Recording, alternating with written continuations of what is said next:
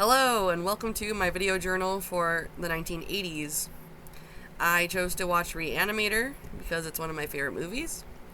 And let's hop into the questions and analysis. So, the main query is this film worthy of serious study? And I say yes, but when it comes to art, I'm very accepting and pretty laissez-faire. But I do think this movie is art. It's made me feel a lot of things. It's made me feel entertainment and joy. And it also ties me to my human existence and my human consciousness. There is an interesting narrative. It's a cohesive narrative, and it makes the plot make sense. It's just it's a film. It's a great thing to watch for entertainment, but also you can think a little bit more on it if that's what you're in for. And you kind of have lots of little morsels of food for thought presented in Reanimator. I like how it's a great take on like the classic Frankenstein story, but mixed with zombies, and I think it was kind of begging to be done, so I think it was done well too. So something I think you could study Reanimator for would be its special effects and how that plays in with the idea of slapstick horror. While not the first to use over-the-top, like, campy gore, Reanimator uses really visceral body horror moments to make you uncomfortable. And some of them are comedic. I know when I watched the first scene, the opening to the movie, seeing that guy's eyes pop out of his head, it just makes me smile. I think it's done well, and it's an interesting example of practical effects. But you can go into a whole separate spiel about special effects.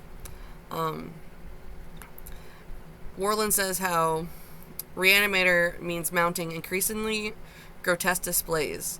Indeed, Reanimator's devotion to both grisly spectacle and sardonic humor makes it one of the truest cinematic expressions of the grand Guignol aesthetic. Guignol. That's from Kindle location 3340 to 3341.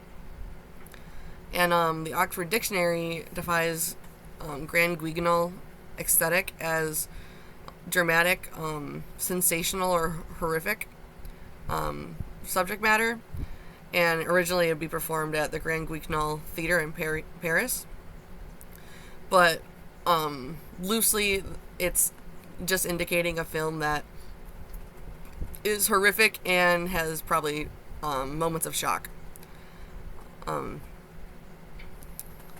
also love how it's a retelling of Mary Shelley's science fiction novel Frankenstein. It has Gothic settings and the criticism of rapid scientific progress, which you see in Gothic and science fiction genres. You can tell, like, in the beginning, even when they're trying to resurrect, do the defibrillator on the woman's body, there's striking light, loud noises, you get to see shots of the technology, and it just is a good melding of expressionistic and Gothic settings to create the science fiction genre element. It's also pretty well acted. I like the performances in it. Jeffrey Combs is probably his most famous film that he's been in. It's really what he's known for now, and I think everyone did a pretty good job. Once again, this is an example of horror that is inspired by and built off of classical literature, especially Frankenstein, and then later on H.P. Lovecraft's Herbert West's Reanimator story. But I kind of would rather focus on Mary Shelley because H.P. Lovecraft was a raging racist. But still, there's literature cachet that comes with it. There's also some interesting themes of religion. Like the main character, besides Herbert, his name is Cain. I'll get into that in our scene breakdown, but that is significant. And the idea of resurrection is innately a Christian or Judeo-Christian concept, which you can kind of go into if you wanted to, how the film covers that. Gender and sex are also themes. There's an authoritarian male figures, older male figures, Dr. Hill and the father, and the dean, I mean. There's that one scene, you know what I'm talking about? Hate it. Absolutely hate that entire segment. But it shows, like, weird, raunchy sexuality in contrast with such horrific events, and that kind of, I think, lends into the shock factor of it all. But it does bring up discussions of gender and how we protect women, but we also endanger women.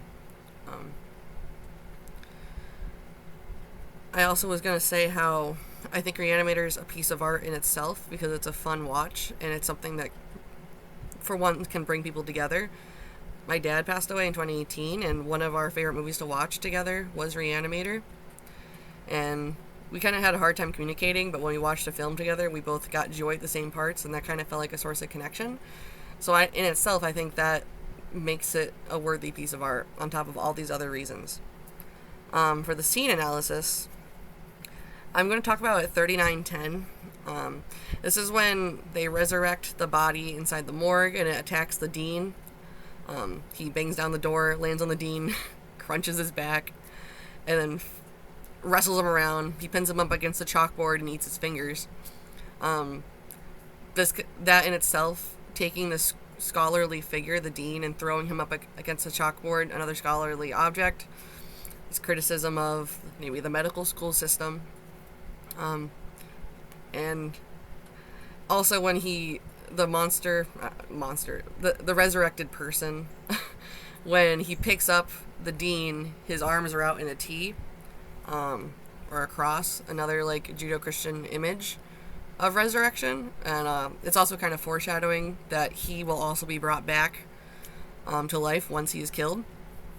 In this clip also, the rule of thirds is prominent. You can see Herbert and Kane aligned with thirds, and this gives a feeling of equality or partnership between the two, that this is really the first scene where that's becoming established. And I think this also illustrates a codependence, because I think that Kane wants to know the secret to life too.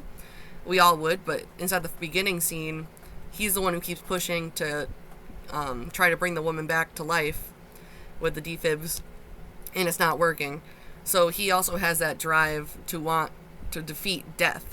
And here's where his name comes in, because Cain, his offering to God wasn't enough because he decided to keep some of it for himself. And that's why everything between him and Abel happened, and he killed Abel because he was accepted and he wasn't. But Cain is like, what's his name? He's like the helper to this Frankenstein, almost like in the 1930s version, how there's Henry's, I can't remember his name, but his little guy who helps him. That's him for Herbert. And his name, showing that there is a part of him that's selfish, explain why he is continuing to help this insane person, like, defile dead bodies, basically, because he also wants to know the secret to life. So this scene illustrating them as equals also brings Cain a little bit of the, he's held accountable as well. It's not just Herbert for being unhinged. And so why Reanimator? Like, why study Reanimator? Werlin says how Reanimator's success lay in synthesizing stylistic and thematic strains of classic and contemporary horror, while hewing to the principle of social transgression inherent in the most audacious horror and comedy. Reanimator encapsulates more than a century of horror tradition. Its production design juxtaposes bold, saturated colors of the genre's typically shadow, high contrast lighting. Reanimators is a great meshing of the past and the future of science fiction, the horror genre. And because we're getting a short in time, I'm going to leave it at that. But I think that sums it up. So thank you. Peace.